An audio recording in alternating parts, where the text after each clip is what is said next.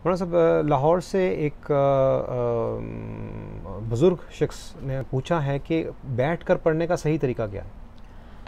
बैठकर नमाज़ पढ़ना जो है वो काफ़ी तफ़सीली मसला है और इसके अंदर मुख्तलिफ़ कैफ़ियत हैं मरीज़ों की, जो मुख्तलिफ़ बीमारियों की वजह से होती हैं और हर कैफ़ियत के हिसाब से अलग ही उसकी तरीक़ेकार है नमाज़ पढ़ने का।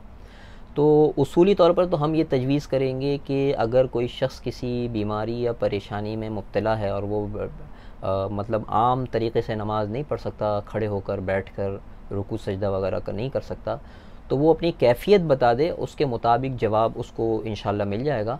और दूसरा ये है कि अपने करीबी किसी आलिम या मुफ्ती से रब्ता करें, उससे अपनी कैफ़ियत बताएं और इंशाअल्लाह आपको जो है सही तरीक़ा जो है बैठकर नमाज़ पढ़ने का, या जो आप जिस कैफ़ियत पे पढ़ सकते हैं उसके मुताबिक आपको इंशाअल्लाह कुरान और हदीस की और फ़िक़्ह की रोशनी में आपको जवाब मिल जाएगा।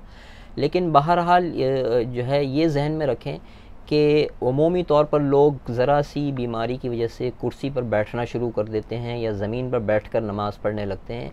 ये बहरहाल ठीक नहीं है। अपनी बीमारी, जिसको शरीयत भी बीमारी और उज़र समझती हो, इसको मालूम करना जो है वो ज़रूरी है। इसलिए अपनी कैफ़ियत को उलमा के सामने मुकम्मल बयान करें और उसके मुताबिक जो है तरीक़ा मालूम कर लें। यही मुनासिब तजवीज़ है इसकी। जज़ाकल्लाह खैर मौलाना साहब।